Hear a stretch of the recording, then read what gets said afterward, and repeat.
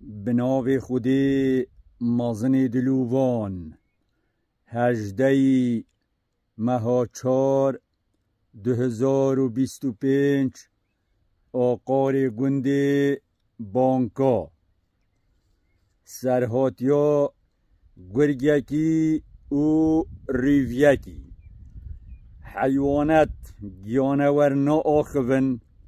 بله مروفت بره آقل دارا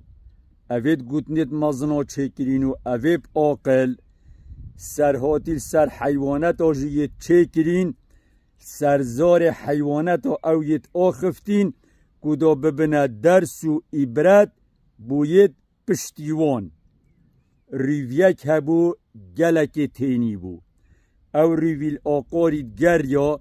زیده تینی بو هر گریا حتی هات که هنداف بیرکی برای خودتا بنی بیره هندا آفیات بنی بیره هکه کنف هکه وری سگجی یه پیوه گریدایا صندوقه که ویر رخیوه ایک ویر رخیوه جا که صندوق داری بوینه یه چه بوینه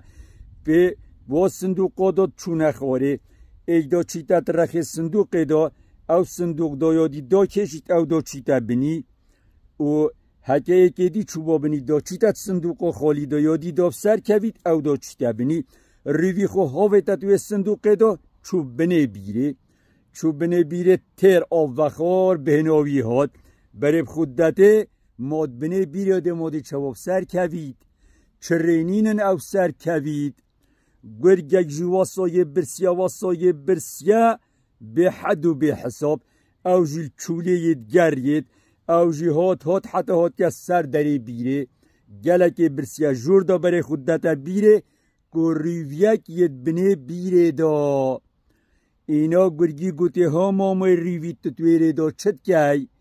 اینا گوتی باور بکه از زیده یه برسی بوم به جام خوب برداد بنی وی بیره دا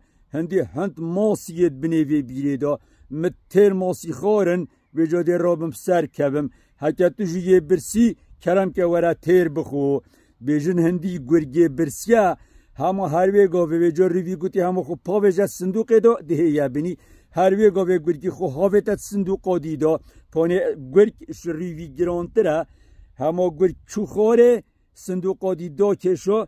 یا ریوی سر کد ریوی خو هاویت سرت طلبیره گرگ چود بنی دا گرگ برای خودت نماسی اونه چه جهل برای خدای گر ریوی سر کد او گرگ جیماد بنی دا اینا گوته ها مام ریوی گوته تا حیلل مکر او چه حیله بوتل مکری اینا ریوی تق بخوب بکره کنی گوته همه دنیا یا هویا و جیان یا هویا گوت هند نظمد بن هند بلند بن وجا تجی نظم بوی کت یا بیره افسر کتم از قرطال بوم او گوته مام گرگ باش زانه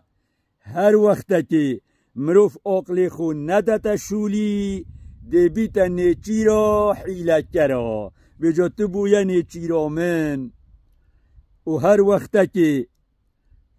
ایک آخفت نکجی بو مروفی بیجید مروف زی باور جه بکد آدی حال مروفی بیتا اوه بجاب خاطراتا اوه از چوم ریوی ورک خودا چو او گرگ جی هیلات ویره دا هزر کرنجی بلا بو وبید